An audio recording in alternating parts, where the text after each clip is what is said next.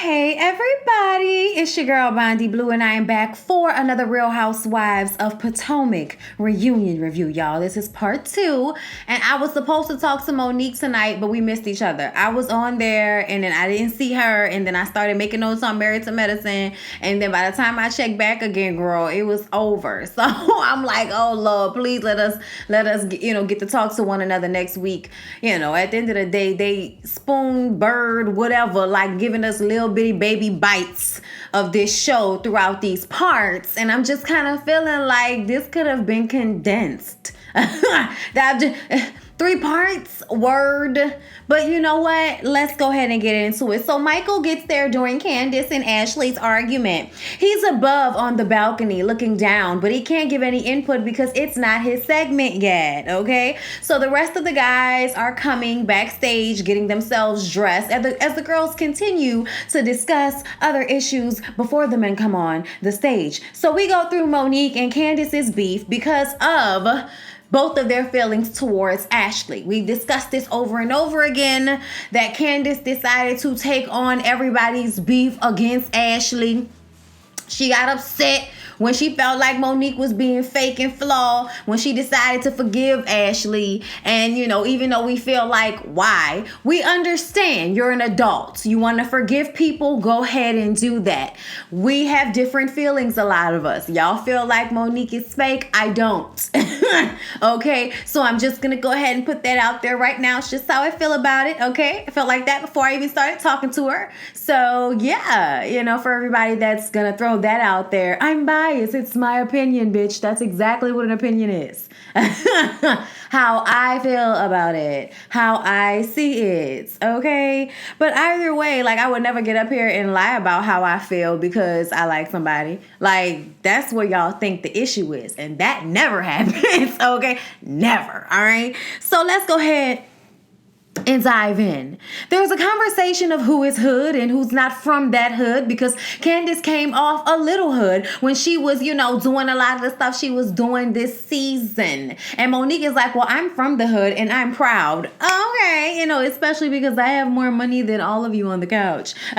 So, yeah, they discuss the Amistad comment finally so we can see the footage that Candace took that to Giselle and Giselle took that and spun that. And that's not what happened, okay? And Candace is getting all emotional in tears, and it's like, y'all, during this reunion, I'm not gonna even lie. I've always said that Candace was a little extra, but Candace, girl, what are you crying for? What's happening here? I just felt like she was doing way too much in this moment, but she's tearing up.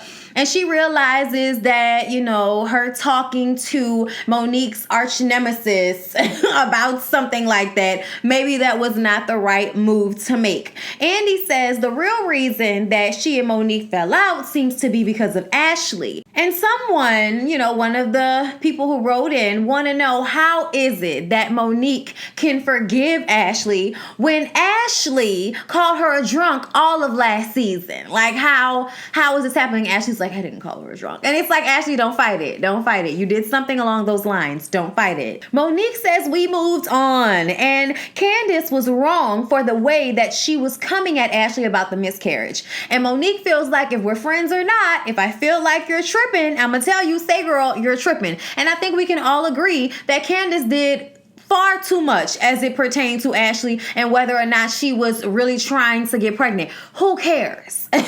Who cares? The baby here now. So why can't we just let it go? Why do we have to have the same anger we had initially now that we've seen that people have been having sex with no protection in an attempt to have a child?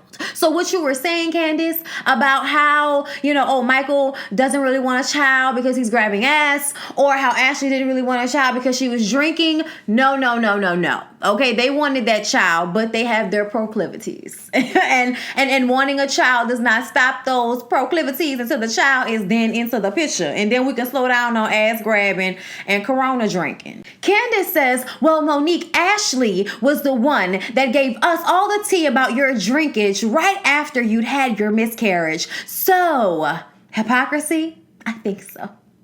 But not on Monique's part. So it's just kind of like, oh my God, Candace, if Monique wants to forgive Ashley, let it go. Why? I don't know why why we gotta be mad about it. Monique defends herself against the allegations that she threw Candace under the bus when she showed those text messages. And Robin says, so you can't see how you didn't have to do that, how you didn't have to throw her under the bus. You could have just simply said what it was. You didn't have to show evidence, all right? And Candace also feels like Monique was trying to use her to get to Ashley, okay? She was trying to use her so that she can show that she was going to be a good friend to Ashley by throwing Candace under the bus. And I'm like, I don't think that was it at all. I think at that point, Monique was tired of you going back saying things that she didn't say to the other girls. And then when she comes around knowing absolutely nothing about what's going on, there's beefage, okay? So I personally feel like Monique had an issue with Candace because of what Candace had done prior.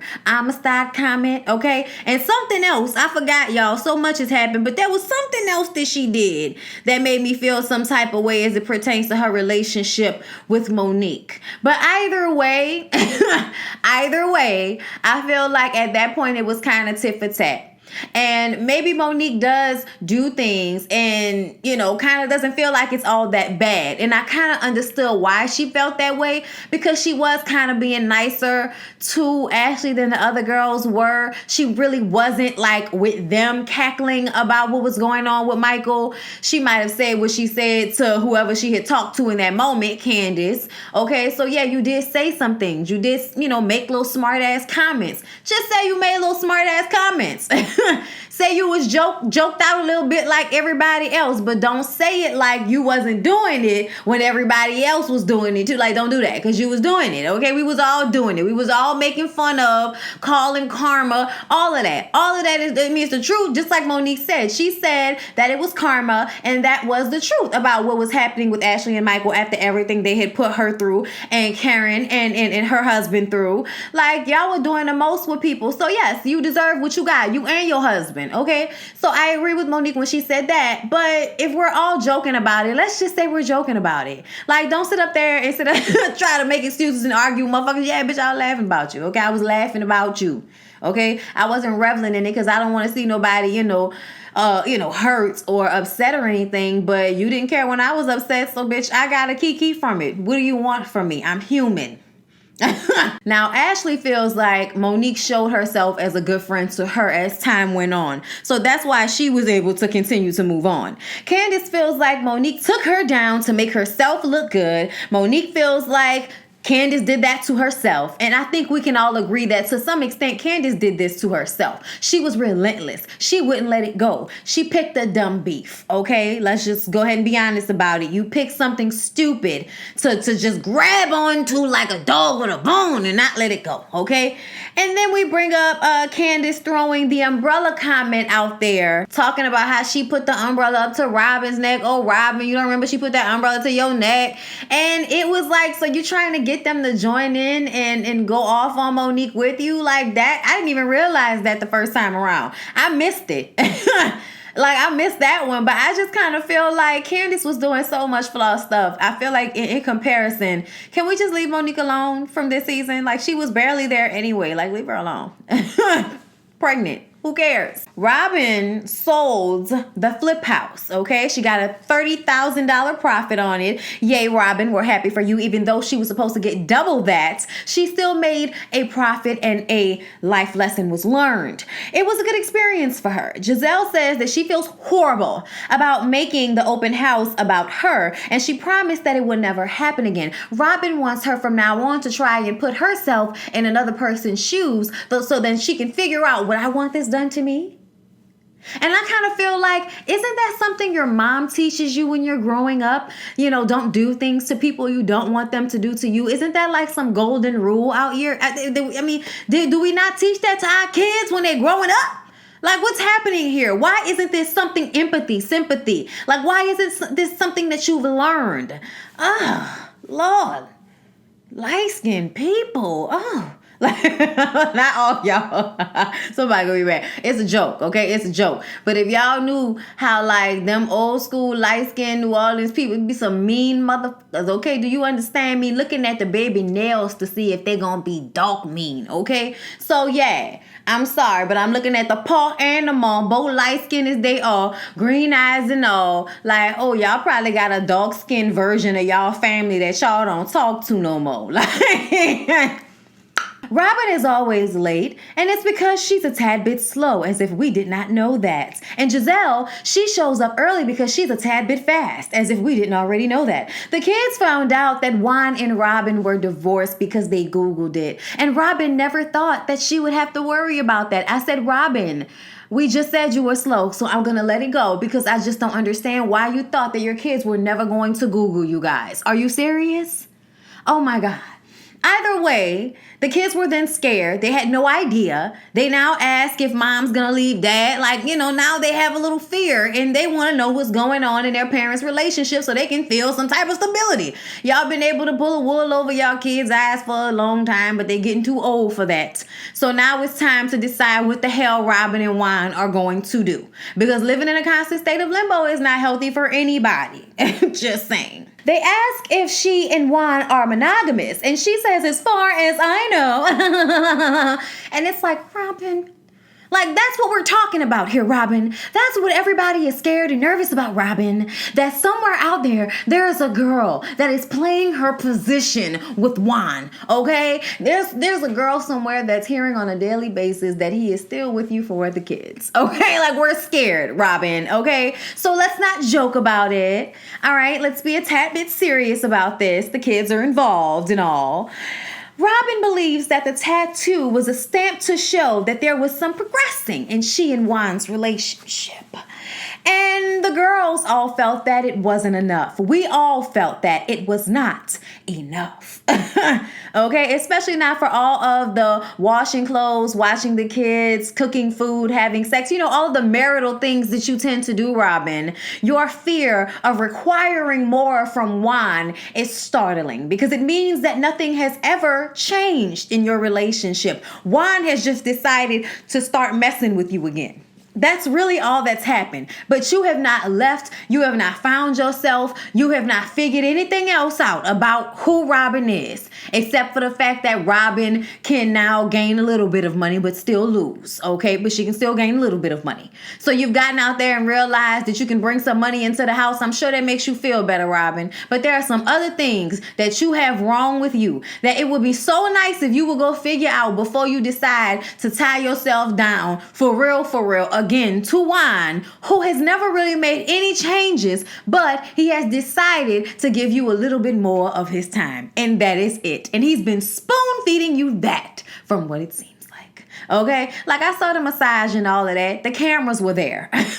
Okay? Like, and then they haven't gotten married. They haven't gone down to the courthouse or nothing. So I just kind of feel like they're forever in the same spot because Robin makes herself so available to him, and she has never taken herself away from him in a way that would make him realize what he would lose if she wasn't there. Like, she's never given herself or him that chance. So them getting back together, I feel like it's always dependent upon how Juan feels, and it's always been that way. And I don't like that. I think that's sad. Karen says, well, it wasn't on a prominent place, a tattoo. It was in the middle of the finger. Like, why would you not put it on the top where everyone can see it? Okay, like, so many questions about this tattoo on the finger. Karen throws shade that, Robin needs to get married, but so does Giselle. Giselle is so much nicer when she has a man. When she's getting the D, she's much nicer. And everybody concurs and agrees with that. Yes, she's much nicer when she's getting the dick. Yes. Someone get her some pain. Robin can't explain her patience with Juan. She says if you aren't in it, you don't get it. And then they ask when she plans to get engaged. When does Juan plan to pop the question? She says within a year and a half. I said, really? On top of the time that you've already been putting in another year and a half, Robin? Okay, let's go back to this statement about how you can't explain why your patience isn't short with Juan. Why do you let Juan step all over you? And I feel like we all know the reason. You're dickmatized. You've never even had any other dick. That makes it even sadder. You haven't even gone out into the world to experience yourself as a single woman, Robin, because you've been in this nigga's bed waiting for him ever since y'all was in high school. And I just kind of feel like that is so sad. Once again, so sad. All right. And I'm just looking at Robin like, you can act like we don't understand all you want to, but I think we very much so get it. We don't need to be in you guys' sordid, awkward relationship in order to figure out what's going on. Okay. You don't think that you can do better. You don't want to start over. You don't want to have to find somebody else. You don't want to have to do all of those things, okay? You want to just wait around for the dick that you do know to come around, okay? It doesn't matter if it's slapping you on the face or on the ass. You're available to it. And that's really all it is. You are the mother of Juan's kids, so he's going to keep coming back to you. But I wonder what this situation is going to look like once those kids are about to go to college. Just saying. I wish you all the best. They go through all the back and forth between Giselle and Karen. They spar very well, Karen says. Karen says that she's innocent and Giselle is malicious about the way she goes about things. Giselle says that it's both of them. And Giselle starts it and Karen gets her together. Don't stir the beehive if you don't want to get stung, Giselle, okay? And I concur with that assessment. I do believe that Karen does say her little slick shit. She does throw shade. But at the end of the day, they can act like the daggers that Karen throws are deeper than the ones that Giselle throws, but I think that's bullshit. Bullshit. What's the worst thing Karen has said to Giselle? She needs to get a man. She needs to get some peen. Like, that's the worst that she's ever said to her. Mind you, Giselle has gone through the tough time of getting a t-shirt together to remind her of her husband's financial failings. Okay, on top of the fact that she's thrown in her face that her man wants to sleep with another woman. I think you can't get no dirtier than that. I might be missing something, but the last time I checked, Karen hadn't done anything that bad. Okay, so y'all can get up on my facial with that. Monique, y'all, and Miss Shirley. They discussed how Monique and Miss Shirley, y'all, we didn't know if they was gonna ever get it together. We didn't know if they was gonna ever get it right.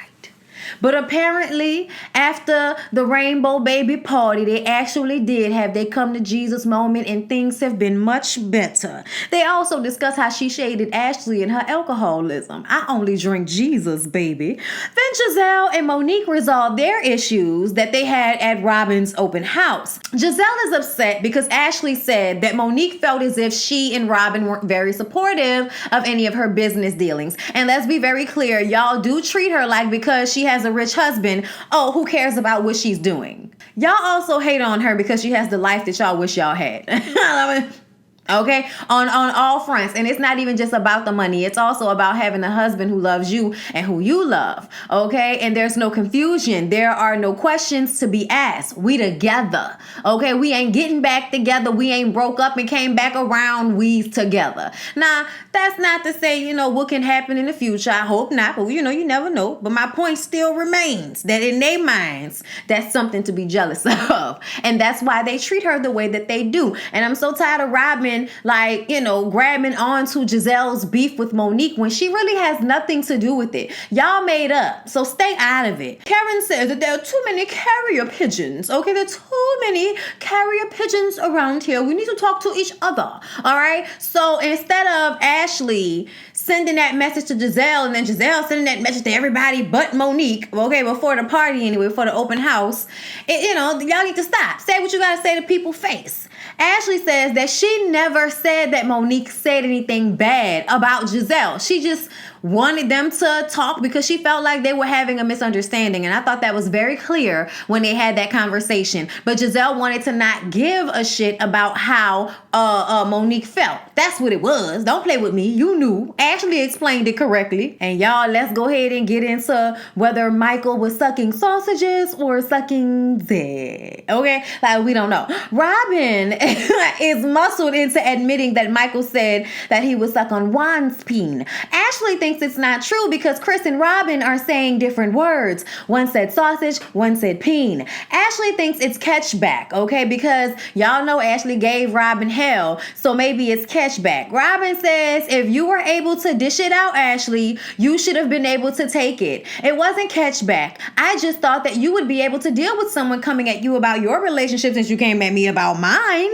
Talk to me about Juan's cheatations and all of these things. Karen says that she questioned Ashley because she lied. Okay, when they first had the party at Candace's house, they had no idea what was really going on with Michael. Okay, they knew nothing about the whole lawsuit situation. So Ashley diving off the deep end, they thought she was gonna laugh it off. They had no idea it was gonna blow up to the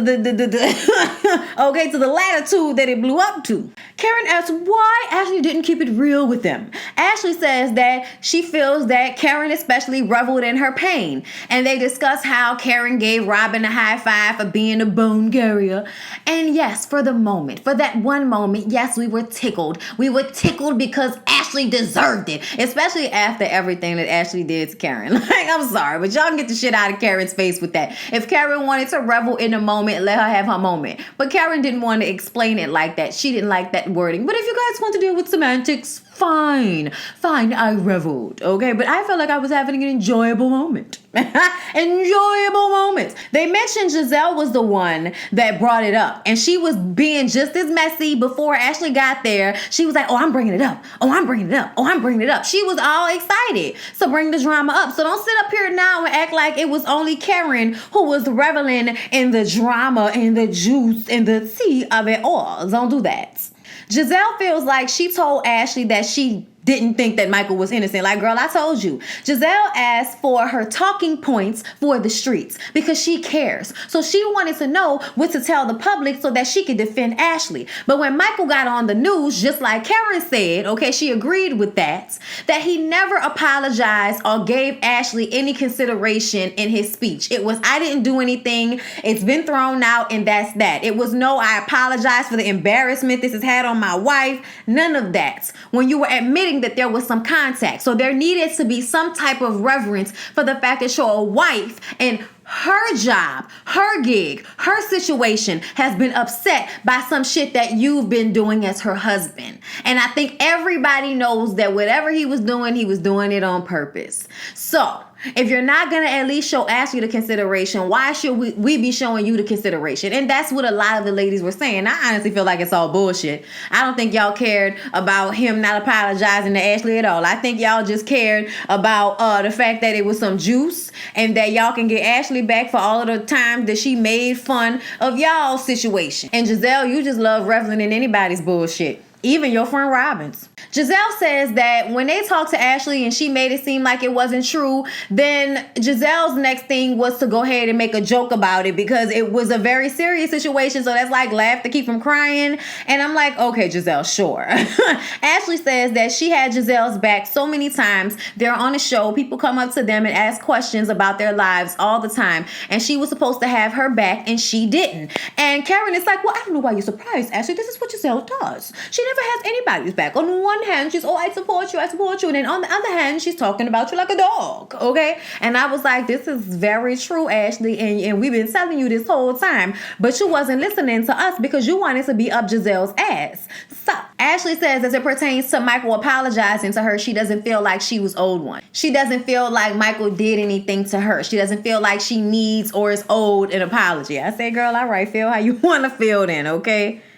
The girls then get into their conversations and meetings with the cameraman, and they said that they don't think the cameraman would lie about something like that. And I don't think that he would either. Let's be very clear. A lot of men don't want it to be, talked about, drawn attention to that another man has done something like grab their ass. Now, I know we're in a thirsty day and age, but I believe that there's still a lot of men that would not say anything about that. Just would kind of like, either threaten him or tell him to chill out like the cameraman did. Okay, now I don't know why the cameraman decided to do something, but it might have something to do with the fact that the night that Michael grabbed Andrew's ass, he also grabbed some of the other producers' asses. And all of the girls had heard this. And I'm like, Andy, are you really gonna sit up here and act like you never heard of this?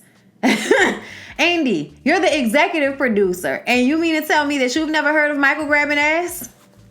Come on now, Andy, don't bullshit with us.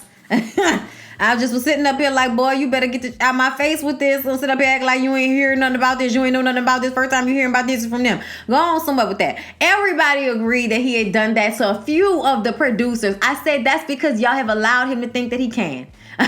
Maybe the cameraman was like, I've had enough. Okay, now I don't know what they did to shut that cameraman up, but maybe he felt like, you know, Michael needed to learn a lesson about keeping his hands to himself. But either way, y'all, it was entertaining enough. Hopefully they bring it next week, because that's when the husbands come out, and it seemed like Ray may have seen Michael grab somebody before. We gonna see. And Michael gonna keep denying it, because, you know, keep the lie alive. Hope y'all enjoyed the review. Please don't forget to like, comment, and subscribe to my channel if you have not already. All right. Thank you so much to my bonbons for supporting my channel, my Patreon down below in the description box. Join my channel, $4.99. Click the join button next to the subscribe button and get these videos early. You ain't gotta wait, okay? So I appreciate y'all, and I'll see y'all in the next one.